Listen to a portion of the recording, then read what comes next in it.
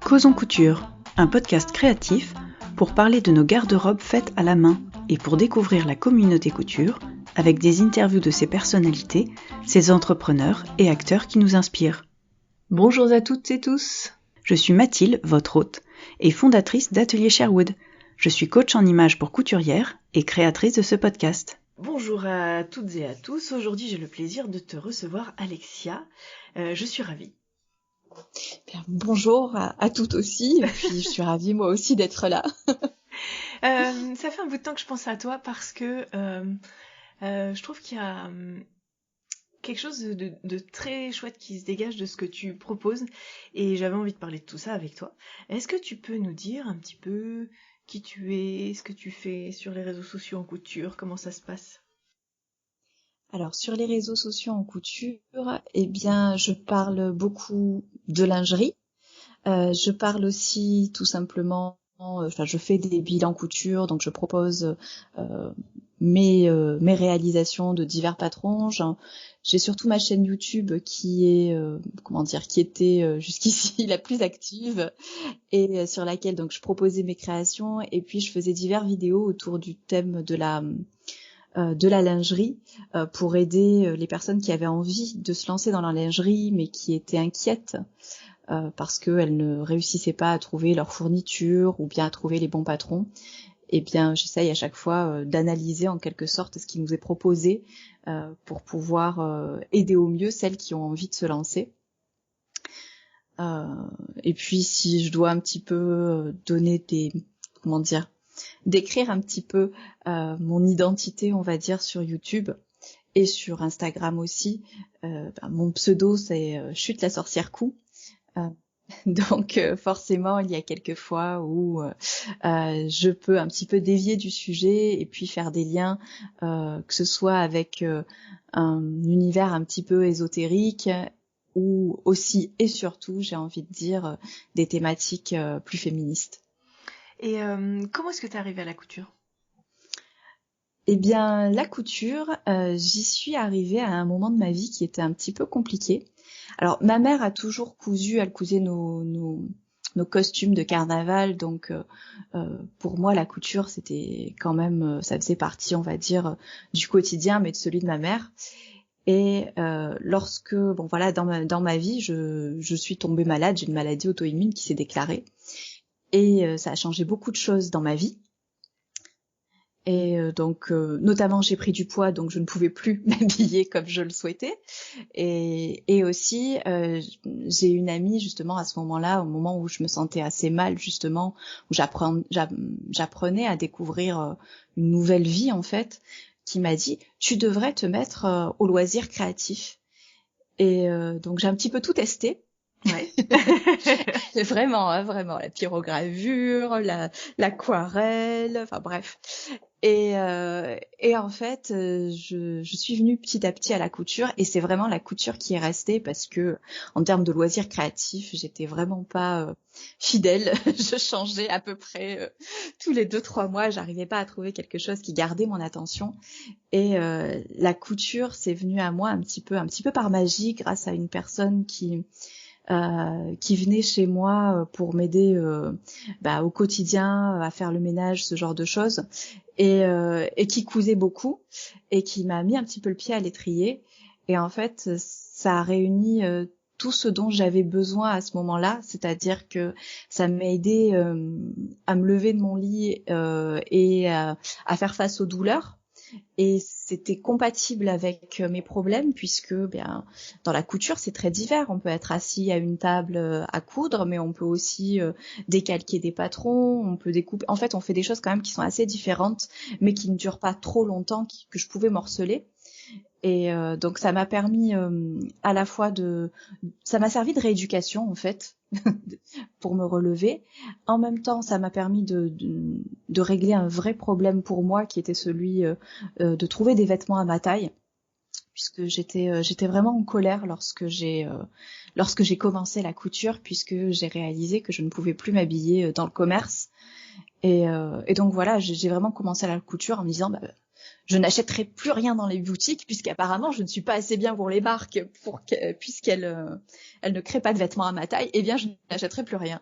Donc c'est un petit peu dans un esprit de rébellion aussi que j'ai commencé la couture en fait. Oui, c'est quelque chose qui t'est un peu tombé dessus, cette histoire de la question des tailles. Il y en a qui vivent plus ou moins tout le temps avec, et Exactement. toi ça t'est tombé dessus et là t'as ouvert les yeux en fait, t'as pris conscience de ça d'un coup, finalement. C'est ça, puisque en fait bon, forcément dans ma famille, j'ai des femmes rondes, mais des femmes rondes qui ont trouvé des stratagèmes pour s'habiller parce qu'elles sont rondes depuis toujours et qui pouvaient par exemple justement faire appel à la fast fashion parce que il y a que comme ça où elles pouvaient trouver des vêtements à leur taille et jolis qui leur convenaient et donc commander sur des sites internet et autres. Et je les ai toujours vues élégantes, donc je me rendais pas compte de la difficulté à être une femme ronde élégante. Voilà, je me rendais pas compte, j'avais l'impression que c'était facile parce que autour de moi j'avais des femmes rondes élégantes, mais non, c'est vraiment compliqué et ça demande du temps et ça demande de l'énergie et aussi une force mentale incroyable de devoir se confronter en permanence justement à des marques qui ne vous mettent pas en valeur ou qui tout simplement refusent votre existence en ne proposant pas des vêtements à votre taille. Aujourd'hui, tu couds. Alors, on sait bien que toutes les tailles, tous les patrons ne taillent pas de la même façon, mais de manière générale, tu couds quelle taille aujourd'hui à peu près ? Aujourd'hui, je couds du 46, D'accord. ce qui en fait est une taille standard. Bah oui. Une taille standard, sauf que je me souviens parfaitement de ce jour où j'étais allée donc dans un centre commercial et où j'entrais dans toutes les boutiques. Et en fait, je passais la porte et je demandais, vous allez jusqu'à quelle taille ? 42, et je repartais. 44, et je repartais. Et en fait, ouais. On croirait pas, hein, mais finalement, si. Même si c'est une taille qui est pour moi banale, qui est standard, c'est aussi difficile d'en trouver dans le commerce. Oui, moi je suis juste entre les deux, je suis souvent 44, donc oui, non, c'est juste, et moi, c'est en essai, les rares fois où je vais faire du shopping, se retrouver dans le haut de la gamme des tailles, je me dis, mais en fait, non, je suis pas la plus grosse, quoi, les gars. Et il y en a un paquet qui sont comme moi, c'est dégueulasse. Et qui ne peuvent pas, enfin moi c'est à ça que je pensais aussi, c'est que quand j'ai réalisé, j'ai pensé à toutes les femmes autour de moi que j'aimais et qui ne pouvaient pas s'habiller parce qu'elles étaient au-delà d'un 46. Ah, c'est ça. Bon, bah super. Enfin, super que la couture, en fait, t'ait apporté tout ça, et c'est assez chouette parce que je connaissais pas forcément ça de ton parcours, et je trouve ça intéressant que ça recouvre un petit peu mes épisodes sur la couture thérapie, la façon dont la couture, par sa diversité et sa pratique particulière, peut apporter autant, en fait. Oui, tout à fait. Ça m'a apporté un nouveau regard sur moi-même et puis en fait, ça m'a ouvert aussi d'un point de vue militant à d'autres types d'injustices et à d'autres types de combats que voilà, j'y étais pas forcément sensible et on rencontre des femmes, on rencontre des personnes différentes de nous qui ont des problématiques différentes et ça nous amène finalement à nous intéresser à leurs combats ou à leurs difficultés dans la vie. Donc c'est vrai que moi la couture ça m'a vraiment aidée mais sur des plans vraiment très très divers. Et comment est-ce que quand t'as ouvert ton compte Insta ou ton compte YouTube, ça s'est fait dans quelle optique et comment ? Eh bien, en fait, c'était toujours dans une optique de thérapie, puisque j'ai toujours, avant de tomber malade, je menais de front des tas de projets à la fois dans mon travail. Et là, je n'arrivais plus à aller au bout d'un seul projet. Donc, j'ai par rapport à mes difficultés de santé. Et donc, d'abord, j'ai commencé avec la couture. Je me suis rendu compte que je pouvais aller au bout d'un projet, au bout d'un vêtement fini, tout à fait. Une réalisation concrète. Et je me suis dit, on va essayer de continuer à aller au bout de différents projets. Donc, il y avait cette envie déjà pour moi, de m'aider à aller au bout de concrétiser certaines choses, de concrétiser certains projets, et puis aussi de réaligner en quelque sorte les différents pans de ma vie, de ce que j'étais, puisqu'il fallait que je me trouve une nouvelle identité. Comme j'ai fait une vidéo Pourquoi je chute la sorcière coup, où j'explique qu'avant je me définissais vraiment en fonction de mon métier d'enseignante, et sauf que c'était plus possible puisqu'il y a eu maintenant ça y est, j'ai repris le travail, mais il y a eu une longue période où j'ai pas pu travailler, et donc il fallait que je me reconstruise une identité en dehors de mon métier. Et finalement, je me suis rendu compte que... tu n'étais pas que une enseignante. C'est ça. C'est ça. Et en fait, je pouvais à la fois transmettre, puisque je continue à transmettre quand même. Je pense que c'est aussi ce qui plaît dans ma chaîne, c'est que je peux pas m'empêcher. On ne sort pas l'enseignant qui est en soi. C'est ça. Je peux pas m'empêcher d'essayer de remettre de l'ordre dans le chaos pour en sortir un enseignement. Et donc il y a ce côté-là qui vit toujours. Il y a le côté créatif aussi, puisque j'ai fait un bac cinéma audiovisuel. Ouais. Et je m'en suis jamais servie. Mais comme quoi c'est ça, j'ai même passé une certification en tant qu'enseignante en cinéma et je m'en suis jamais servie. Et là, je me suis dit, en fait, il faut que je recrée du sens dans ma vie. Et la couture, c'est ce qui m'a permis de faire le lien avec tout ça, avec finalement les différents pans de ma personnalité. Génial. Super. Et alors, pourquoi la sorcière? Quelle était la place alors je dirais pas de la sorcellerie, mais toute cette question... alors, pour moi, la sorcellerie, toute la question des sorcières, c'est un mélange alors il y a de l'ésotérisme, soit, mais il y a aussi une attention à la nature, une attention au temps qui passe, et beaucoup de féminisme là-dedans. C'était présent à quel point dans ta vie, au moment où la maladie puis la couture sont arrivées, pour que tu choisisses de donner ce nom-là à ton compte? Eh bien, alors, finalement, le côté ésotérique, c'est quelque chose qui m'a toujours attirée, mais comme un jeu, on va dire, et qui était présent depuis mon enfance sans que je me rende compte. C'est-à-dire que j'ai retrouvé des photos de moi qui devaient avoir 6-7 ans en train de m'amuser à tirer les cartes. Alors que c'était un jeu. Voilà, comme d'autres peuvent jouer à la maîtresse ou à la marchande, moi je jouais à tirer les cartes. Et donc ça a toujours fait partie un petit peu de moi. Et c'est vrai que je me suis construite aussi avec des figures de sorcières positives. Je suis de la génération Charmed.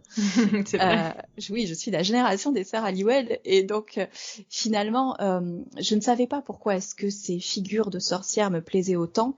Et c'est ensuite en faisant des recherches sur le féminisme, parce que ça c'est pareil, ça a toujours fait partie de moi, aussi loin que je me souvienne, c'est en faisant ces recherches que j'ai vraiment compris pourquoi est-ce que la figure de la sorcière me plaisait autant. Oui. Parce que finalement, la figure de la sorcière, c'est la femme indépendante, c'est la femme libre, c'est la femme irrévérencieuse qui refuse les lois de la société. Ouais, c'est ça, du patriarcat. C'est ça, qui refuse le patriarcat. Et puis quand on y réfléchit aussi, on est entouré d'images de femmes qui ont été construites par les hommes. Et dans la littérature notamment, dans la mythologie, ce sont des images de femmes vraiment construites par les hommes et construites pour plaire aux hommes, pour faire fantasmer les hommes. Et la seule construction fictionnelle de la femme qui a été faite par l'homme mais qui ne répond pas à ces codes-là, c'est la sorcière. Parce que l'homme, il a inventé la figure de la sorcière parce que pour matérialiser la femme qui lui fait peur. Oui. La femme qui ne rentre pas dans ces cases. C'est ça, qui ne rentre pas dans ces cases. La femme qui ne veut pas forcément le séduire parce que souvent la sorcière est représentée comme laide et vieille. Et bien entendu, une femme laide et vieille, elle n'a aucune utilité puisqu'elle ne plaît pas à l'homme. C'est ça. On en rigole, mais c'est pas drôle. Oui. Voilà, c'est quand même ça. Donc c'est tout ça en fait qui m'a plu dans cette image de la sorcière. Je dirais que c'est l'image de la femme révoltée. La femme qui refuse les codes. Et puis après, effectivement, c'est comme tu le disais, c'est aussi la femme qui accepte son rythme, en acceptant le rythme, en vivant au rythme des saisons, et donc en acceptant qu'il y a des moments où on a besoin de se reposer, où on peut pas être dans l'hyper-productivité en permanence. Clairement, c'est ce que mon corps m'a fait comprendre moi lorsque je suis tombée malade. C'est que je ne peux pas maintenir un rythme effréné en permanence. Il m'a freiné pour me le faire comprendre. Et finalement, oui, quand on s'écoute, on vit au rythme des saisons. En hiver, on est moins productif, on est davantage chez soi. Et c'est aussi apprendre à respecter son rythme et son corps. Et c'est vrai que moi, même dans ma gestion des réseaux sociaux, c'est ce que je fais. Je me rends pas malade parce que il y a un moment où je suis moins productive, je me dis non, mais là pour l'instant je suis en train ça fuse dans ma tête, j'ai des tas de concepts qui sont en train d'être créés dans ma tête et ils sortiront lorsque j'aurai le temps, lorsque j'aurai la force et l'énergie, et ça sera encore meilleur. Tout à fait. Et comment est-ce que tu as commencé à partager la couture en fait? La lingerie est pas venue tout de suite en fait, tu parlais de lingerie. comment ça, ton chemin avec la couture des vêtements, t'as commencé par les vêtements directement ou par des accessoires et des petites choses comme ça? J'ai commencé par les vêtements et en fait, la lingerie est venue assez vite. C'est-à-dire D'accord. que le deuxième projet que j'ai cousu, c'était une culotte. Bon, on a toujours besoin d'une culotte.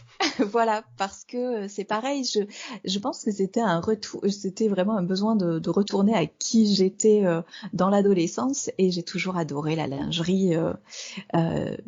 Dès que j'ai commencé en fait à avoir de la poitrine, ma mère m'a emmenée dans des boutiques de lingerie en me disant, c'était les croyances qu'on avait avant aussi de se dire qu'il fallait forcément un soutien-gorge qui maintenait beaucoup pour que la poitrine tienne bien et voilà pour pas la casser.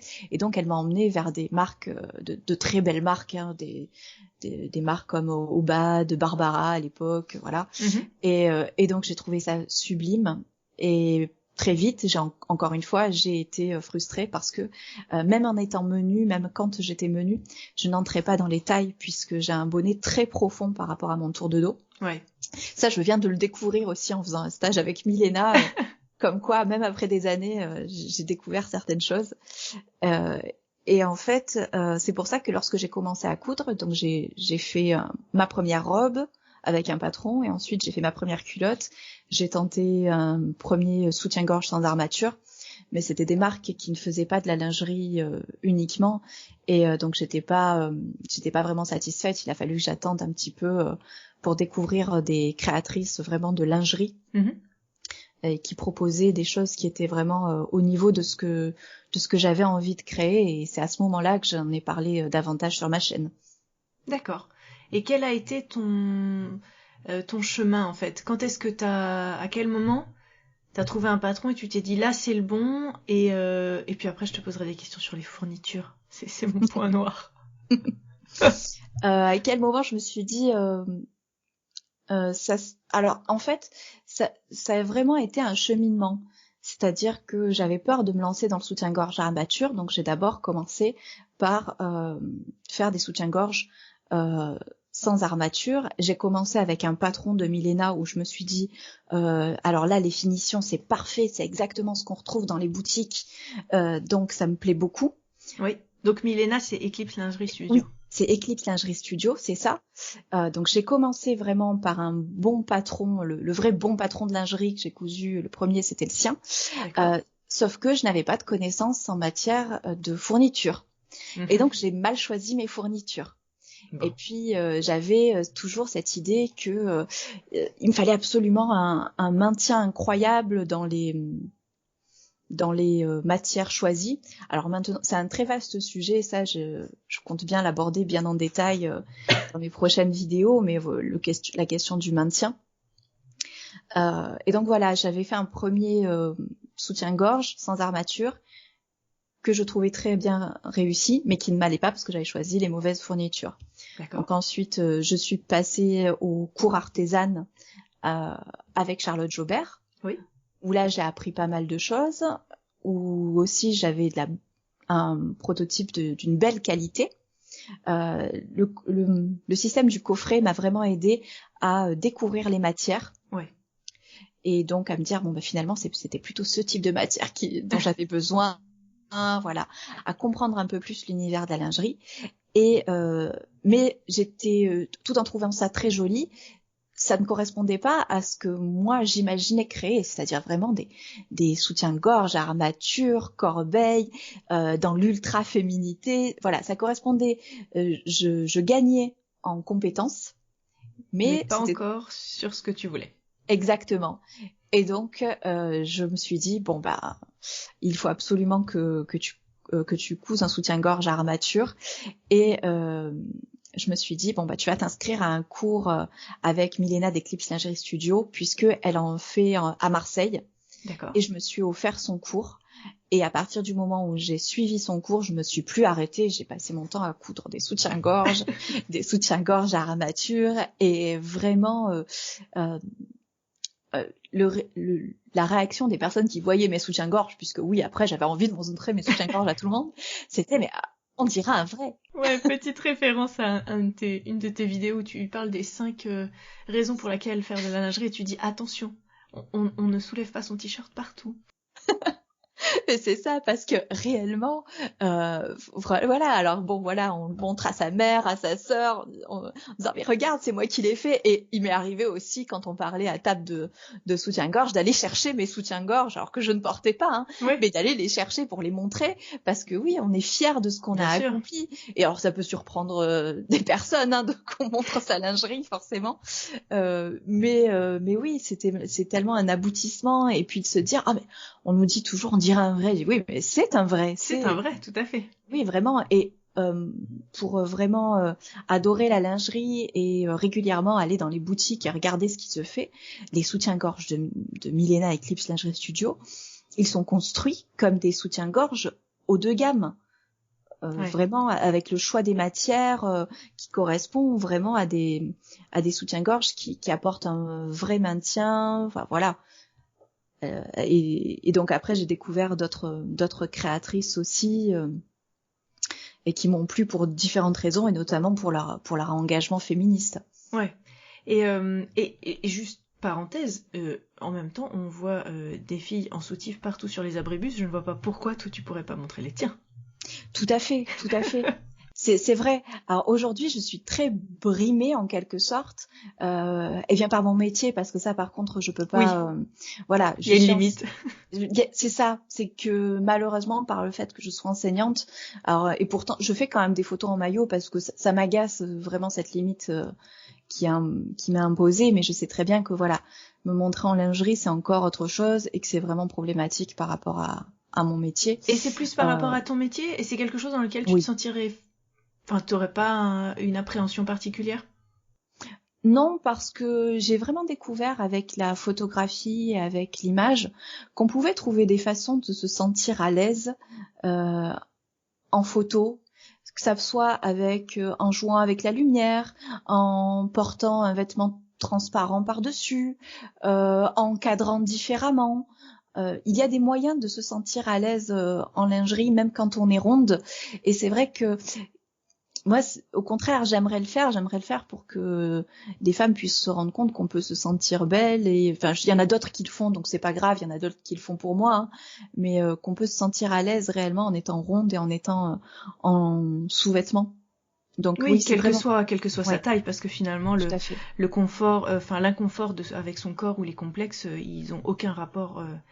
Ils sont souvent plus forts quand on a un tour de poitrine plus grand, mais finalement, il y a des filles qui sont a priori dans certains standards et qui ont autant de complexes que les autres. Exactement. Et c'est d'autant plus difficile aussi, quoi. Donc tu as fait ce stage avec Eclipse Lingerie, tu as développé toi tes compétences en création de sous-vêtements, de soutien-gorge en particulier. Tu as découvert des nouvelles marques, des nouvelles matières, etc. Et à quel moment tu as eu envie de passer ça ? Transmettre à ton tour ou partager ? Eh bien, je me suis rendu compte que finalement, à travers ce qui nous était proposé, on était toujours confronté à certaines difficultés, notamment par rapport au choix des matières. C'est-à-dire que la lingerie, lorsqu'on choisit correctement ces matières, c'est vraiment un domaine qui est rentable. Oui. Et pourtant, parce que bon, pour être clair, un soutien-gorge au bad, c'est 130-150 €. C'est ça. Alors que quand on le fabrique soi-même, vraiment, ça peut revenir beaucoup moins cher, juste en fonction des matières qu'on a choisies, parce que ce sont des petites pièces.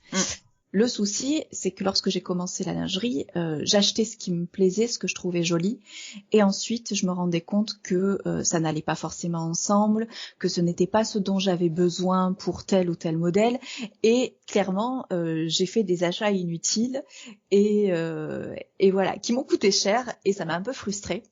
Et j'ai donc j'ai découvert certaines choses, et j'ai eu envie de transmettre surtout ces connaissances-là pour que d'autres puissent démarrer la lingerie sans se ruiner, sans faire de mauvais achats, et aussi sans être trop impressionnés par la multitude de propositions au niveau des matières, au niveau des élastiques.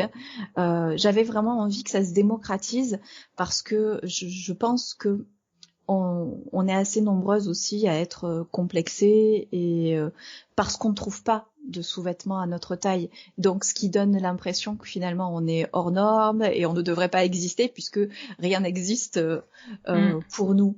Et donc, voilà, j'avais envie que ça se démocratise aussi la couture de lingerie parce que je pense que, encore une fois, c'est une bonne façon de redécouvrir son corps et de se sentir mieux avec son corps, quelle que soit sa taille. Et j'avais aussi envie très clairement d'en parler pour que ce ne soit plus tabou, parce que finalement on entend encore beaucoup de sujets, beaucoup de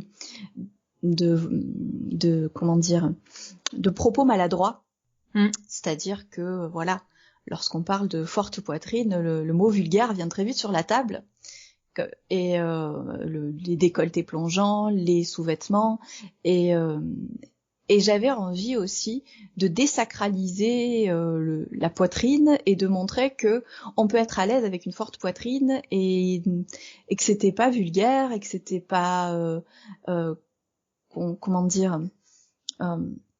c'était juste là en fait. Oui, c'est ça, que c'était juste là, et puis aussi qu'on ne devait pas en avoir honte, qu'on ne devait pas la cacher. Notre but ne devait pas être de cacher notre poitrine à tout prix, et qu'on pouvait avoir envie de la mettre en valeur aussi. C'est ça. Voilà. C'est ça. Et justement, cette question du maintien, t'as dit que tu reviendrais dessus, mais moi je suis curieuse parce que je fais partie des petits tours de buste et des fortes poitrines, et je suis comme toi, hein, j'ai dû aller dans les magasins de lingerie très tôt. Les copines qui s'habillaient avec un soutif du supermarché ou de chez Etam, ça me faisait bien rire parce que moi j'ai jamais pu faire ça. C'est ça. Et aujourd'hui, soyons clairs, hein, il y a un seul soutien-gorge d'une marque à un prix à peu près correct dans leur boutique, il y en a un seul qui me va. Donc j'avoue, j'ai le même soutif x10, hein. Donc la lingerie ça m'intéresse, il faudrait que je m'y penche sérieusement, mais j'ai peur, moi aussi. Donc la question du maintien, c'est forcément une question qui me parle. Toi, comment tu l'as abordée, et justement, qu'est-ce que le fait de toucher les matières, d'apprendre à connaître les matières, de réfléchir à tout ça avec les questions du renfort, de l'élasticité ou pas, dans un sens, dans deux sens, la force des élastiques, qu'est-ce que ça comment t'as avancé sur ce chemin du maintien? Alors, déjà, j'ai compris qu'il y avait que le maintien, c'est vraiment un ensemble de critères. Tout le maintien ne peut pas venir des matières. Il va y avoir une partie sur la forme, il va y avoir une partie sur les matières. Et puis, je dirais que le soutien-gorge idéal, il faut qu'il arrive à mixer 3 éléments, à savoir le bon maintien, visuellement aussi qu'il soit joli, qu'il corresponde à ce qu'on aime, et puis aussi qu'il soit confortable. Parce Surtout. que, voilà. Et il faut arriver à trouver le modèle et puis les matières qui vont nous permettre d'atteindre ce Graal, ce mélange de confort, de style et de maintien. Et donc, en faisant mes recherches, j'ai découvert, pour moi, et je pense que mon expérience peut servir à beaucoup. C'est ça, peut profiter à d'autres. J'ai découvert ce qui me convenait. Par exemple, je sais que par rapport à mes problèmes de santé, je ne supporte pas que tout le maintien repose sur l'élastique qui est sous poitrine. Puisqu'en fait, quand on a un soutien-gorge, le maintien va venir de plusieurs endroits. Il va venir des élastiques, donc de la largeur des élastiques, mais ça peut être les élastiques sous poitrine, les élastiques sous les bras, et aussi les élastiques des bretelles. Donc au niveau du maintien, il y a tous ces élastiques qui jouent, mais il y a aussi la partie du dos qui maintient énormément la poitrine. Donc ça veut dire avoir une matière au niveau du dos qui est suffisamment rigide. Alors rigide, c'est pas le bon mot, qui ait une bonne tension. Voilà, c'est ça. Voilà. Qui ait une élasticité ferme, on va dire. C'est ça, qui ait une élasticité ferme pour apporter du maintien. Et enfin, il y a aussi les matières du bonnet qui doivent apporter elles aussi du maintien en étant ou pas totalement bloquées. Et encore une fois, même avec tout ça, il y a aussi les armatures qui apporte un certain maintien. Donc c'est vrai qu'on n'est pas obligé d'avoir un soutien-gorge à armature pour avoir un soutien-gorge qui maintient. J'en ai sans armature qui maintiennent, mais parce que ils ont un élastique sous poitrine qui est large, parce que au niveau de la forme, ils sont aussi très couvrants. Donc en fait, c'est l'équilibre entre ces différents domaines. Les matières, le design et tout, quoi.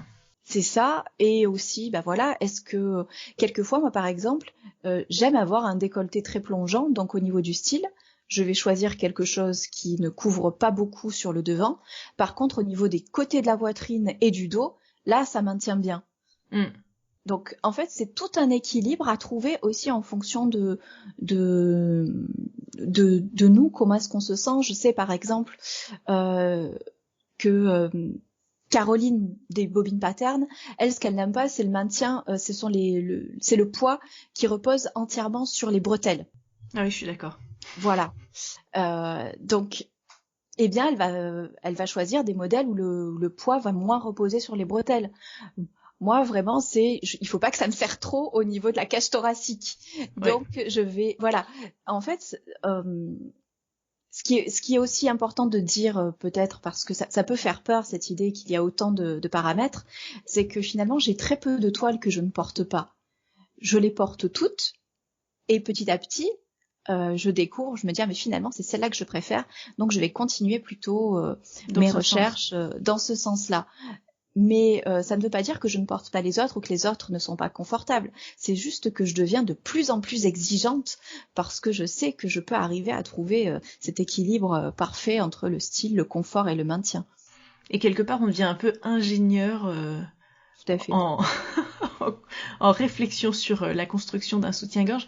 Et je pense que ça permet aussi de, comme le fait le vêtement, mais on est encore au plus près de soi-même en lingerie, que ce soit en culotte ou en soutien-gorge, de comment on est fait et où se trouve notre confort. Parce que tu dis, toi, ça va être au niveau de la poitrine, au niveau du tour de buste que tu vas te sentir plus serré. On va apprendre à savoir si on a des seins qui sont de la même taille ou pas de la même taille. En général, ils sont rarement de la même taille. Qui sont plus ou moins hauts, plus ou moins bas, si on les aime plutôt d'une certaine façon en termes de placement. Et puis pareil sur les culottes, en fait. À quelle hauteur on sent l'élastique, à quelle hauteur il est le plus confortable, les chancrures, etc. Et c'est encore une façon, je trouve, de se connaître encore plus finement, finalement. Exactement, et j'ai eu une révélation là parce que j'ai fait un deuxième stage avec Milena de Eclipse Lingerie Studio. Pourtant voilà, au niveau de la couture de soutien-gorge, j'en avais cousu suffisamment pour être sûre de moi, mais elle apporte vraiment quelque chose en plus. C'est qu'elle a un œil de professionnel qui nous permet vraiment de savoir ce qu'il faut adapter. Et là, j'ai découvert j'en ai appris plus sur moi-même en fait pendant le dernier stage que j'ai fait avec elle, et ça m'a rappelé il y a eu un live sur la lingerie avec notamment les créatrices de Fit You, Julie et Paloma, et elle disait que certaines fois les femmes avec une forte poitrine ne portaient pas de sous-vêtements à leur taille parce que psychologiquement ça pouvait être une barrière de se dire je fais du G, je fais du H.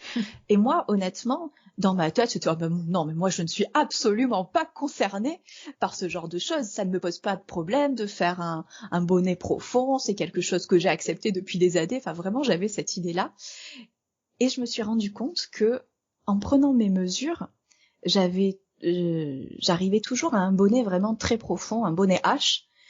Et que pourtant je me disais non mais c'est une erreur, et je faisais maximum un bonnet F, persuadée que ça ne correspondrait pas. Et donc avec Milena, on s'est rendu compte qu'il fallait que au niveau de la basque, donc c'est l'armature, le tour du sein. D'accord. Je fais une basque qui correspond à un 100 E. D'accord. Et par contre, au niveau du bonnet, donc vraiment la place qui est donnée au sein. La profondeur, je fais un bonnet H. D'accord. Donc, et ça, je me rendais compte effectivement que si j'avais tout de suite suivi le tableau des tailles, je me serais rendu compte de ce fait. Et finalement, effectivement, j'avais une barrière psychologique, il a fallu que je la passe. Et puis surtout, je me suis rendu compte que le soutien-gorge qui me convenait, donc avec un tour de sein en E et une profondeur de bonnet en H, il n'existait pas. Et si je prenais des soutiens-gorge plus grands, eh bien, le tour de sein était plus grand et donc il me faisait mal au niveau des baleines, au niveau qui me rentrait dans la peau. Donc, effectivement, on apprend. Et ça, on a l'impression que ça prend du temps, mais finalement, ça arrive assez vite. C'est parce que c'est un plaisir à chaque fois de faire des prototypes. Et puis, comme je l'ai dit, je sais plus combien de soutiens-gorge j'ai cousu, mais sur tout ce que j'ai cousu, je pense qu'il y en a 2 sur une quinzaine que je ne porte pas parce que justement vraiment ils ne correspondent pas à ma morphologie, mais ils m'ont permis d'avancer et de savoir ce sont ces soutiens-gorge là qui m'ont permis de comprendre que mon problème venait du fait que il me fallait un petit tour de sein et un bonnet profond. Ouais. Et finalement, l'avantage, comme dans toute couture de vêtements que l'on fait pour soi-même, on peut adapter le plus précisément la pièce à son corps. C'est ça, et pas l'inverse. Et vraiment en couture de lingerie, je pense que, à mes yeux en tout cas, c'est là où c'est le plus flagrant parce que finalement dans les vêtements, alors oui, il y a aussi de l'inconfort. Quand un vêtement ne nous va pas, il peut aussi être inconfortable. Mais en lingerie, je pense qu'on le sent encore plus quand un soutien-gorge ne nous va pas vraiment. Ah, c'est pas possible. Voilà, c'est vraiment très inconfortable et ça nous entrave dans notre journée. Et oui, donc ça nous force finalement à nous écouter et à respecter encore plus notre corps. Est-ce que tu penses que tu te sens mieux depuis que tu fais des soutiens-gorge et de la lingerie à ta taille et comme tu l'aimes? Est-ce que tu sens que ça rayonne plus sur ta personnalité ou sur ta façon d'être? Alors, même si au niveau de la lingerie, oui, parce que j'ai atteint un objectif, j'ai atteint un rêve vraiment d'adolescente. C'est-à-dire que lorsque j'étais ado, je rêvais de pouvoir me faire mes soutiens-gorge moi-même parce que je ne pouvais pas trouver ce que je voulais. Et donc, le fait d'atteindre un but qu'on s'était fixé, une sorte de rêve d'enfant, forcément, je pense que j'ai plus confiance en moi et que ça se sent davantage, notamment dans mes vidéos. Mais en fait, la confiance en moi, j'ai aussi réalisé qu'elle était vraiment beaucoup plus importante par rapport aux vêtements. Je me suis fait cette réflexion vraiment la semaine dernière parce que donc là si vous voulez, quand on suit ma chaîne YouTube, eh bien on voit mes variations de poids parce que c'est ma vie. C'est ça. Et donc là, je suis retournée à un poids que j'avais vraiment il y a quelques années, et donc où j'avais pris du poids et où vraiment j'avais vraiment pas de vêtements qui m'allaient. Et là, je me suis refait une garde-robe qui me va bien et une garde-robe de working girl en fait, à ma taille. Et là, ces derniers temps, lorsque je vais travailler avec ces vêtements-là, j'ai l'impression même que le regard des gens change et sur moi parce que je pense que je dégage davantage de fermeté, de force. Ouais. Et j'ai réalisé vraiment à quel point je sais pas si les créatrices de patrons le réalisent, mais c'est aussi ça pour moi leur pouvoir de sorcière, c'est que elles changent en fait elles sont en train de changer le monde dans le sens où je pense que des femmes rondes qui vont à un entretien d'embauche avec le costume de l'emploi qui dégage l'aura de respectabilité qu'elles doivent dégager lorsqu'elles vont demander un poste à responsabilité, eh bien elles vont plus facilement être prises et être considérées comme de véritables possibilités pour l'entreprise parce que justement elles vont dégager cette force. Et qu'on le veuille ou non, le vêtement aujourd'hui c'est un marqueur social. Oui. Et voilà, c'est pas juste mais c'est le cas. Et donc forcément, lorsqu'on va à un entretien en ayant un vêtement bien coupé, qui va bien, qui dégage une certaine force, parce qu'on va avoir une veste de costume à sa taille. Là, j'ai des vêtements, je me suis fait des pantalons qui vraiment créent une élégance malgré ma petite taille et mes rondeurs, mais je sais que je suis élégante dans ces pantalons. Eh bien, je sais, oui, je vois les regards qui s'arrêtent sur moi davantage que les autres jours, que les jours où je porte autre chose. Ouais. Et donc oui, je pense vraiment que grâce à ça, on peut permettre à des femmes d'avoir des postes, de prétendre à des postes avec un peu plus de responsabilité. Je sais aussi que je marque davantage les esprits, qu'on se souvient davantage de moi quand je porte ce type de vêtements. Et donc, si on se souvient de vous, on va pouvoir aussi vous proposer autre chose.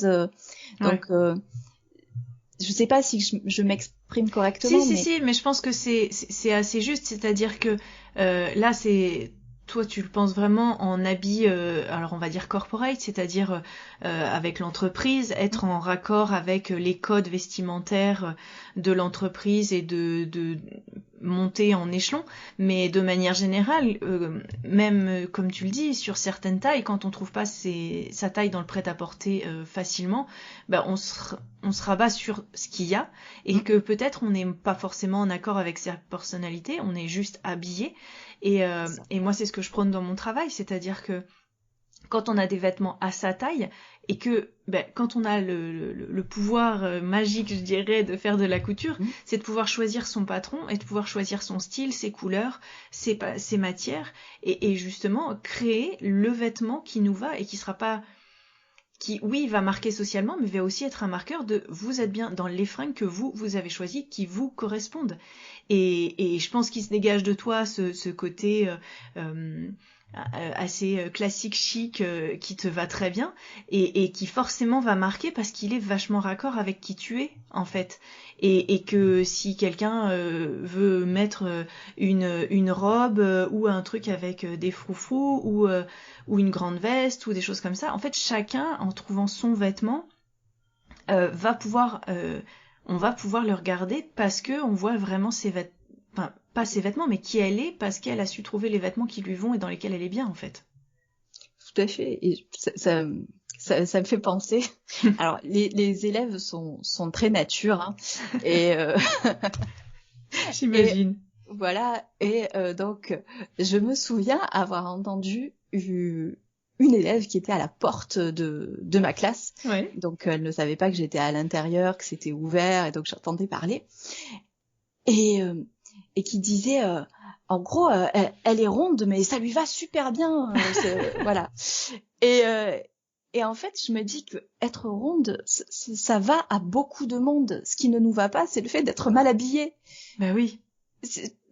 Et donc, et je me suis dit, cette jeune fille aussi était ronde.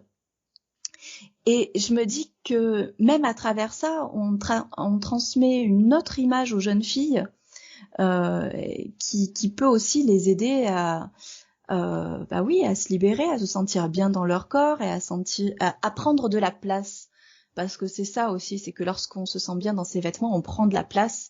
Tout à fait. Et il faut la prendre, notre place. On prend sa place, en fait. C'est ça, il faut prendre sa place, ne pas hésiter, justement, ne pas être timide, ne pas se cacher. Et les vêtements nous aident aussi à ça. Et malheureusement, aujourd'hui, c'est surtout la couture qui nous le permet. Oui, je pense que c'est vraiment une force de pouvoir choisir, en fait. Tout à fait. Et de quelle que soit sa particularité physique, hein, d'ailleurs, que ce soit, tu disais que c'était petite, ce dont on ne se rend pas compte sur les vidéos, je dois dire. Ah oui? Oui. Et c'est ça qui est assez drôle, parce qu'il y a des personnes où on sent qu'elles sont petites, enfin c'est des questions de proportion, tout ça, mais voilà. Mais il y a des gens qui, justement, à cause d'une petite taille ou d'une grande taille, peuvent avoir des difficultés à s'habiller ou des particularités physiques quelles qu'elles soient, soit dû à du handicap ou pas, et ou alors des évolutions de poids dues à des maladies, des hormones, des choses comme ça, et de se dire que grâce à la couture, on peut plus facilement s'habiller et donc se sentir bien dans ses vêtements, quoi. Tout à fait. Bon, et alors, comment est-ce que tu diffuses la lingerie ? J'ai vu que tu avais organisé en fait des week-ends pour parler lingerie. Comment ça se passe ? Est-ce que t'en organises plus ? Est-ce que c'était un one-shot ? Comment ça se passe ? Alors jusqu'ici, donc j'en ai organisé 2. Et puis, pour tout te dire, j'en organise un troisième pour lequel il reste quelques places parce qu'en fait, j'en ai pas parlé sur les réseaux. D'accord. C'est vrai. En fait, j'en ai pas parlé. Il est déjà presque plein. J'organise une semaine toujours dans le gîte de Marion Fil en Rêve, donc qui se trouve en Savoie. D'accord. Et donc pendant cette semaine-là, on va coudre un maillot, un soutien-gorge à armature, et puis j'ai prévu de faire un petit peu une sorte d'atelier autour de la culotte pour que les filles apprennent à modifier le patron en fonction des élastiques qu'elles ont, ou alors choisir leurs élastiques en fonction du patron, choisir leur matière en fonction du patron. Puisque pour moi, c'est ce sont des connaissances que j'ai acquises juste en cousant beaucoup. Ouais.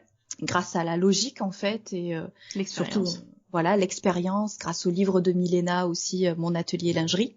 Tout à fait. Et donc voilà, j'ai eu envie de transmettre ça aussi, puisque pendant mes précédents ateliers, on faisait seulement le soutien-gorge à armature, et puis il nous restait une demi-journée où les filles cousaient leur bas, puisque j'apporte les matières pour les soutiens-gorge et les culottes, et vraiment j'ai apporté ce que moi j'aurais voulu qu'on m'apporte, c'est-à-dire aussi du lycra, parce que je trouve que mélanger la dentelle et le lycra c'est beaucoup plus confortable quand on est ronde. Voilà, j'ai apporté vraiment ce que moi j'aime lorsque je couds de la lingerie, et je me rendais compte que les filles étaient un petit peu perdues, parce que je leur disais non mais là tu as prévu ce patron là, mais ça veut dire qu'il faut que tu utilises tel élastique, tu peux faire ceci, tu peux faire cela, et donc voilà, du coup c'est ce que j'ai prévu là en juillet chez Marion. Donc c'est de quand à quand? C'est du 15 au 20 juillet. Voilà. D'accord. Et donc tu fais ça avec combien de personnes en fait? Alors on est 10 maximum. D'accord. Voilà, on est 10 maximum mais déjà 10 c'est quand même assez sportif pour moi. J'imagine. J'imagine. Pour donner des cours, je vois bien le sujet. Donc si on est intéressé, on te contacte. C'est ça, il faut me contacter sur mon adresse mail, et puis voilà, j'essaye d'en proposer quand je peux. C'est vrai qu'il y a pas mal de contraintes logistiques et que ça prend place petit à petit, et honnêtement j'aimerais pouvoir faire ça. J'ai pas mal de personnes qui me demandent ne serait-ce que de le faire vers chez moi, tout simplement, pour que chacune vienne avec sa machine et que je puisse le faire aussi. Oui, c'est une idée que j'ai dans la tête, mais bon, après, les choses vont se mettre en place. Et en termes de fourniture, alors toi, où est-ce que tu te fournis? Est-ce que tu as testé, j'ai vu sur Insta que tu utilises pas mal de coffrets de différentes créatrices, ça a l'air de bien te plaire. Qu'est-ce que tu conseillerais à quelqu'un qui débute? Est-ce qu'il y a des marques ou des créatrices qui proposent ou des coffrets ou des merceries qui sont assez chouettes ou bien référencées? Quels seraient tes conseils comme ça? Alors déjà, le premier conseil, c'est de dire oui, effectivement, le coffret, ça a une utilité. C'est un bon plan. C'est un bon plan parce que tout simplement, la créatrice qui propose un coffret, elle a vraiment choisi ses matières en fonction du patron qu'elle a créé. Et donc, c'est une assurance d'arriver à un bon résultat. C'est ça. Voilà. Donc c'est vrai que lorsqu'on débute vraiment, le fait d'avoir des matières choisies par les créatrices, c'est un plus. C'est un véritable plus, le temps d'apprendre à appréhender les matières. Donc ça veut dire que si jamais vous voulez coudre un modèle de Fitiyou, regardez sur leur site leur coffret, puisque même si elles vendent des coffrets séparément de leur patron, elles pensent toujours leur coffret en fonction de leur patron. C'est ça. Donc vous savez que ça va être cohérent et que ça va fonctionner. Ensuite, honnêtement, c'est surtout une question de bourse. Et c'est-à-dire que par exemple, moi je sais que je me fais plaisir en prenant des coffrets de Charlotte Jobert, mais je sais aussi que je les prends pas, que le souci c'est que généralement on va pas vouloir couper dans sa matière directement. Parce que comme elle a un certain coût, on veut faire une toile pour être sûr que la version finale soit jolie, et donc ça veut dire qu'il faut aller soi-même chercher des matières. Et donc ça peut être utile de prendre le coffret pour toucher les matières et ensuite aller acheter quelque chose de semblable. Donc ça peut être intéressant à ce niveau-là. Après, pour moi, d'un point de vue vraiment financier, purement financier, les coffrets de matières les plus rentables, ce sont ceux de Je fais mes dessous, de Barbara de Je fais mes dessous. D'accord. Parce que on a vraiment toutes les fournitures. Et elle réfléchit aussi, c'est-à-dire que par exemple dans le dernier coffret, elle a réfléchi à la doublure qu'elle proposait en fonction des matières extérieures. D'accord. Et ça, c'est une réflexion qu'on n'a pas lorsqu'on débute. Et puis, elle propose suffisamment de matière pour coudre à la fois des soutiens-gorge à armature et des soutiens-gorge sans armature. Donc, on va pouvoir vraiment tester pas mal de choses. Et comme vous savez qu'au début, vous risquez d'avoir des ratés, eh bien, je dirais que c'est vraiment les coffrets qui sont les plus rentables parce que même si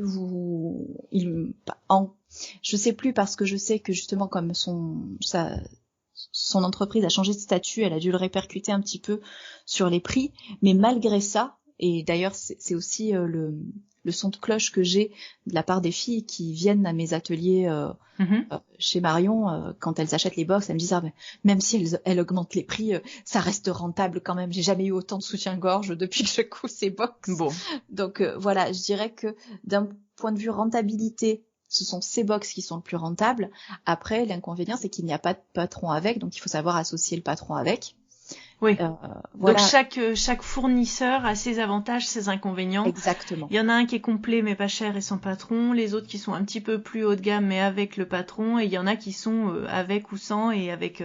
Donc chez Charlotte Jobert, on peut aussi choisir ses matières en fait. Donc il y a peut-être pas tout dedans. C'est ça. Et lorsqu'on fait un coffret chez Charlotte Jobert où on choisit ses matières. Charlotte Jobert, elle propose beaucoup de patrons sans armature, donc il faut être consciente que lorsque vous allez choisir votre coffret, et bien souvent c'est pour coudre des sous-vêtements sans armature. Vous n'allez pas avoir le cache armature, il manque certaines fournitures que vous allez devoir acheter ailleurs et qui ne seront pas forcément assorties. Donc en fait, chaque créatrice a son univers aussi. Elle propose des modèles différents et donc forcément elle propose des fournitures différentes en fonction des modèles qu'elle propose elle-même. Exactement. Donc voilà, ça a une cohérence, mais c'est vrai qu'il faut prendre le temps. C'est la vidéo que j'ai en tête depuis un moment. Je me dis que je vais peut-être faire un live plutôt pour aider les personnes à choisir leur coffret, puisque par exemple chez Fitty You, lorsque vous prenez un coffret pour coudre un soutien-gorge à armature, il faut savoir que si vous voulez coudre un soutien-gorge à armature et que vous avez une forte poitrine, il faut ajouter chez eux un powernet et une doublure. D'accord. Qui a plus de résistance, qu'ils proposent sur leur site, ça sera toujours beaucoup plus rentable de le faire comme ça avec eux, puisque au niveau des frais de port, c'est mieux, tout simplement, et qu'en plus leurs matières sont d'une très bonne qualité. Donc voilà, c'est une très bonne solution puisque tout ira ensemble, mais il faut savoir que oui, vous devez ajouter à votre panier le PowerNet, sauf qu'il faut que je regarde mes notes, mais ça ne s'appelle pas PowerNet sur leur site. Ça doit être maille ou quelque chose comme ça. Le PowerNet, en fait, c'est un espèce de filet très très résistant qui va rajouter beaucoup de maintien, en fait. C'est ça, et qu'on utilise surtout sur le dos. Voilà. Et est-ce qu'il y a des merceries qui ont une spécialisation un petit peu lingerie que tu recommandes? Toi, quand tu prépares tes ateliers, tu vas chercher où? En fait, t'as des fournisseurs où t'achètes tu vas choisir sur place, tu vas commander, comment ça se passe? Alors, au niveau de la dentelle, je vais sur place parce que à Marseille, il y a une boutique qui s'appelle Ma Mercerie 13, qui est une boutique alors je sais pas si on peut appeler ça du gros ou du semi-gros, mais en fait, qui revend des rouleaux de dentelle de grandes marques de lingerie. D'accord. Donc vraiment, ce sont des grandes marques de lingerie, celles qu'on aime. Et donc vraiment à des prix très très bas. Je pense parce qu'ils peuvent se le permettre. C'est vraiment une très vieille maison au niveau de la vente de tissus. Et donc je commence par là, c'est-à-dire que je commence d'abord par aller chez eux, par choisir ma belle dentelle, parce qu'il faut choisir des galons suffisamment larges pour que toutes les filles, quelle que soit leur taille, puissent rentrer leur soutien-gorge à l'intérieur. Ensuite, je traverse la rue, je vais en face, puisque c'est une famille, et je vais acheter le lycra, qui servira pour le dos des culottes. Oui. parce que eh bien ils ont des licaras qui au niveau des couleurs sont à peu près assortis, pas toujours mais souvent. Et puis comme j'ai la dentelle dans les mains, je peux choisir et me dire tiens ça va être joli. Et donc je me prends le lycra chez eux, surtout qu'ils ont aussi des matières, vraiment des matières techniques, lingerie, qu'on peut utiliser pour faire des maillots, pour faire des body, puisque voilà on parlait de Charlotte Jobert, mais moi maintenant mon grand plaisir c'est d'aller chez eux et de me prendre de très très belles matières pour me faire les combinaisons ou les bodys que j'ai acheté chez Charlotte Jobert, parce que le souci quelquefois c'est que les matières sont techniques et donc on peut acheter un coffret, on peut se faire un sublime body mais avoir du mal à trouver des matières pour en refaire. Et c'est pour ça que maintenant elle propose aussi des coffrets matières justement pour qu'on puisse accéder à ces matières-là. Tout à fait. Voilà. Et moi moi je vais à Marseille et je m'achète des fois je me suis fait une sublime combinaison paillettes pour 3 fois rien parce que vraiment ils ont des prix très attractifs. Et donc une fois que j'ai récupéré mon lycra et ma dentelle, là je pars sur la recherche des fournitures élastiques, doublures, PowerNet, et ça par contre je fais tout comme vous sur internet, principalement avec Mercerie Extra et Idonim Lingerie, et avec FitYou parce que j'aime beaucoup leur doublure. Et sinon par contre j'ai vu que Barbara de Je fais mes dessous propose maintenant une nouvelle façon de présenter son site par couleur, parce que ce qui est très difficile lorsqu'on veut faire sa lingerie, c'est d'assortir le lycra à la bonne couleur de bretelles de soutien-gorge, les bons élastiques, et c'est vrai que lorsque je commande par exemple chez Mercerie Extra, je sais jamais vraiment quel est le teint, vraiment le sous-ton, on va dire, de la couleur. Oui. Et je peux avoir de mauvaises surprises parce que c'est très compliqué. Et donc elle a fait ce travail de référencement pour pouvoir nous dire, eh bien, telle couleur d'élastique va avec telle autre, telle couleur d'élastique va avec tel tissu. Et ça, je pense que ce travail-là est très bien. Elle est en train de le développer encore plus, mais ça peut aussi beaucoup vous aider. Et toi, justement, on comprend bien que il peut y avoir des projets qu'on peut trouver dans une seule boutique, et c'est ça qui est un petit peu compliqué avec. C'est un petit projet qui demande des petits morceaux de tissu. Sur un vêtement classique, on va avoir le tissu, le thermocollant, le fil, les boutons ou la fermeture à la rigueur, et puis c'est bon. Là, on va avoir la dentelle, si on utilise de la dentelle, on va avoir la doublure, les élastiques de dessous, les élastiques de brassière, les petits accessoires, les petits crochets. Enfin, voilà, tout de suite, on triple tout ça. Donc toi, tu as plutôt tendance à acheter dans un seul endroit, enfin, pour un seul projet, ou est-ce que tu te fais une commande par an et tu fais tes petites... tu complètes au fur et à mesure? Comment toi, tu fonctionnes? Eh bien... Alors déjà pour ça, je le répète, mais c'est vrai que au départ, en fait, j'ai commencé à prendre coffret plus matière. J'ai commencé par prendre coffret plus patron, ce qui m'a permis vraiment de découvrir les matières. J'ai commencé par là. Ouais.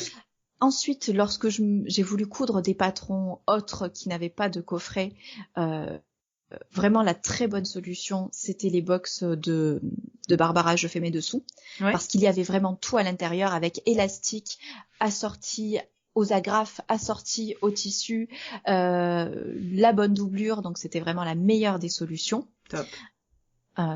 Et ensuite, maintenant, ce que je fais, c'est que, par exemple, je prends en grande quantité le noir, le blanc, le beige. Ouais. Parce que je sais que par exemple là je suis en train de faire un soutien-gorge avec une couleur bleu canard, mais ça va être très joli de l'associer avec du noir. Donc pour pas trop me casser la tête, je vais avoir ce bleu canard très peps qui va être assorti à du noir, et ça sera, je pense que ça va être vraiment joli. Et pourtant j'aurais eu moins de difficultés à trouver des élastiques, des agrafes, voilà, en noir. Oui. Donc voilà, je vais faire comme ça. Et puis quelquefois, oui, par exemple pour du rouge, où là par contre, en fait, c'est pour ça que je vous le dis, je commence maintenant à faire moins d'achats inutiles, mais je suis passée par une phase d'achat inutile. Et ce que j'ai tendance à faire plutôt, c'est, eh bien, je connais mes couleurs préférées et donc, je me dis tiens, là, je suis en train de commander. Pour mon soutien-gorge noir, par contre, je vois des agrafes rouges. Je me connais, je sais que sur ce site, il y a des agrafes rouges et que je vais coudre en rouge. Hop, j'ai pris les agrafes rouges. 6 mois plus tard, j'ai trouvé, pareil, j'avais besoin, je voulais me faire un soutien-gorge blanc, mais j'ai trouvé les élastiques rouges qui iraient parfaitement. Eh bien, j'ai acheté les élastiques rouges. Enfin, voilà. Et un jour, t'as eu un kit rouge complet sans l'avoir recherché en tant que tel. C'est ça. Donc, en fait, c'est un petit peu un mélange de tout ça. Il n'y a pas de solution miracle, si ce n'est qu'au fur et à mesure, on découvre vraiment ce dont on a besoin. Et par contre, oui, il y a vraiment la solution des kits, c'est vraiment la solution la plus rentable. Et il y en a un petit peu partout maintenant. Idonim aussi fait des kits. D'accord. Voilà, moi, ce qui va me poser problème, c'est que j'aime avoir des ensembles. Oui, donc un kit où tu aurais un peu plus de matière pour compléter un bas avec un haut, quoi. C'est ça. Alors, quelquefois, c'est possible, puisque en fonction de sa taille, on y arrive, il faut le dire. Mais lorsqu'on fait une taille plus grande, eh bien, soit il faut prendre 2 kits, ou alors, quelquefois, il y a des kits culottes assortis au kit soutien-gorge, chez Idonim, et chez d'autres aussi, chez Barbara de Je fais mes dessous. Chez Fit You, oui, ça y est tout le temps. Donc ça, c'est très bien. Chez Fit You, vous avez toujours le kit culotte assorti au kit soutien-gorge. Et donc voilà, on peut aussi se débrouiller comme ça. Et puis, mais bon, voilà, on apprend un petit peu en fonction du projet. C'est aussi ça, c'est que tous les projets, tous les modèles de soutien-gorge ne demandent pas les mêmes fournitures. Oui, donc ça peut paraître un petit peu que ça peut nous dépasser parce qu'il y a beaucoup de choses, mais en fait, en découvrant au fur et à mesure, on va apprendre peut-être. En fait, c'est comme si on apprenait une nouvelle technique. Exactement. Donc on va apprendre on va maîtriser du nouveau vocabulaire, de nouvelles matières, de nouveaux accessoires, etc. Et petit à petit, on va s'organiser, savoir exactement ce qu'on aime, parce que justement, tu le disais, toi, t'es plus sur un soutien-gorge à armature avec une jolie dentelle. Il y en a d'autres, ça va être plus sportif. Il y en a d'autres qui vont kiffer la dentelle, mais que certaines couleurs. Donc petit à petit, plus on apprend, plus on avance dans la pratique, plus on se connaît, et donc moins on va dépenser à tort et à travers, et on va choisir ce qu'on aime, quoi. Exactement, c'est ça. Et puis maintenant, quand même, entre les conseils et puis qu'on peut avoir sur Internet, et aussi les marques qui nous ont fabriqué des kits, qui nous fabriquent des vidéos pour nous expliquer quelle doublure prendre et autres, on y arrive de mieux en mieux quand même. Tout à fait. Oui, c'est vrai qu'il y a tout un côté didactique de ces marques, que ça soit la création d'un livre, les kits avec le patron, les propositions de cours en ligne. Enfin, il y a vraiment plein de solutions avec, comme tu le dis, chacun des univers différents et des propositions esthétiques différentes, qui fait que chacun doit pouvoir s'y retrouver selon ses goûts et ses envies, quoi. Exactement. Super. Eh ben merci Alexia. Est-ce que tu avais envie de partager quelque chose ou un message en plus de tout ce qu'on a déjà dit qui était super fort et intéressant? Oui, je pense qu'il y avait juste un dernier point, voilà. Si j'ai envie en fait de remercier aussi toutes ces créatrices de lingerie par rapport au fait que, à mes yeux, elles, comme je te le disais, elles changeaient le monde un petit peu comme des sorcières. C'est aussi parce que je trouve que en ce moment, les créatrices de lingerie sont en train de détruire complètement, de faire éclater le male gaze. Elles sont en train de vraiment changer le regard que la société porte sur le corps des femmes. Ce n'est plus un regard masculin, c'est un regard de femme sur un corps de femme. Et je trouve ça fantastique. Je trouve ça fantastique, par exemple, que les créatrices de Fit You nous montrent des femmes avec des gants de boxe en lingerie. Tout à fait. Je trouve ça génial. Le travail que Milena a fait à travers son livre est incroyable. Le livre Mon atelier lingerie, puisque, étant donné que son livre est un indispensable, on est très nombreuses à l'avoir acheté. même si au niveau des photos, c'est encore une fois un regard irrévérencieux qui nous propose une image de la femme très très différente de celle qu'on a l'habitude de voir. Tout à fait. C'est pas forcément une image de femme séductrice qui met de la lingerie pour plaire ou pour séduire. C'est très très différent. C'est vraiment oui, c'est irrévérencieux et moi j'ai trouvé qu'en fait elle déconstruisait le regard qu'on pouvait avoir tendance à porter sur les femmes en lingerie. Tout à fait. C'est pas des poses lascives, passives, c'est vraiment voilà, elles nous font ressortir une âme de guerrière à travers leur choix de photos, de leur choix de modèles, de femmes avec des cheveux blancs, et je trouve ça fantastique, je trouve ça libérateur, et oui voilà, j'avais juste envie de remercier toutes ces créatrices de lingerie qui aussi créent, nous permettent de changer notre regard sur le corps des femmes, et surtout voilà, qui font, comme je le disais, exploser le male gaze. Elles font en sorte qu'on ait vraiment une nouvelle culture d'image sur le corps féminin qui se met en place, et je trouve ça génial. Et qu'on s'auto-apprécie entre nous en fait aussi, et que nous aussi on se trouve belle, et ça c'est hyper important de voir aussi tous ces corps différents finalement. Oui. Travailler la diversité du style, travailler la diversité des tailles, des proportions, et justement c'est peut-être en s'abonnant à différentes comptes de créatrices qu'on va avoir différents univers, et donc diversifier son regard en fait. C'est ça, et puis moi je trouve que c'est pour ça que j'adore ce livre, c'est qu'elle est allée encore plus loin. Finalement, oui. Elle nous a appris à ne pas juste nous trouver belles, à nous dire vous avez le droit, en fait, la lingerie c'est pas que pour être belle, et on a le droit d'être autre chose que belle. C'est ça, et c'est ça que j'ai trouvé fantastique. On a le droit d'être dans le confort, d'être dans l'amusement, d'être voilà, c'est ça que j'ai trouvé fantastique aussi. C'est le fait de changer notre regard. On n'est pas que des séductrices, on n'est pas juste là pour se trouver belle. Tant mieux si on se trouve belle et qu'on se trouve forte parce qu'on se trouve belle, mais on peut se sentir forte autrement en fait, pas juste en se sentant belle. On peut se sentir forte de tas de façons différentes, et je trouve que de façon subtile, bien c'est tout ça qu'elles sont en train de nous apporter, ces créatrices de lingerie, et oui, c'est pour ça que je trouve que la lingerie, c'est un domaine féminin et féministe, et que je lis ça aussi au côté féministe de la sorcellerie. Merci beaucoup pour tous ces mots, pour ce partage, et pour avoir partagé avec nous ce parcours pas simple, mais dans lequel je pense plein de personnes qui nous écoutent pourront se reconnaître.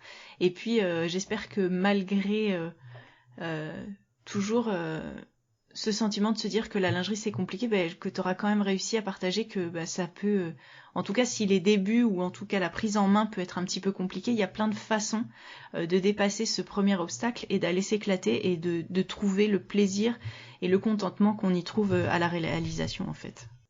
J'espère, et en tout cas j'espère continuer à créer pas mal de projets pour permettre aux personnes de réaliser effectivement que c'est pas si compliqué que ça.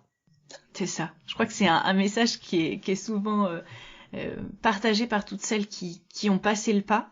Donc écoute, merci beaucoup d'en avoir parlé aujourd'hui avec nous. Et puis on a hâte de voir tout ce que tu vas partager prochainement selon ton rythme et tes envies et tes possibilités. Et ça sera avec grand plaisir qu'on suivra ça. Merci beaucoup à toi. Bonne journée. Bonne journée. Je suis conseillère en images pour couturière. Je vous propose une formation coaching de groupe de 4 semaines. Vous pourrez prendre le temps de définir votre morphologie, découvrir vos couleurs, établir votre style et écouter vos ressentis. C'est l'occasion d'échanger avec d'autres couturières, réfléchir à vos prochains projets couture, évoquer une couture réfléchie et travailler sur une garde-robe cohérente. Je vous invite à venir découvrir le contenu de cette formation Deviens qui tu es pour créer une garde-robe à ton image plus en détail sur mon site, ainsi que mes prestations individuelles, complètes, uniquement colorimétrie, ou bien l'œil de Mathilde pour 1 heure de découverte pour cause et style. Je serai ravie de t'accueillir pour la prochaine session ou travailler avec toi en individuel. Vous pouvez retrouver toutes les notes et références citées lors de cet épisode sur l'article qui lui est dédié sur le site ateliersherwood.fr. Retrouvez-moi également sur Instagram à Atelier Sherwood. C'était Causons Couture avec Mathilde et Alexia. Merci beaucoup, à bientôt et bonne couture.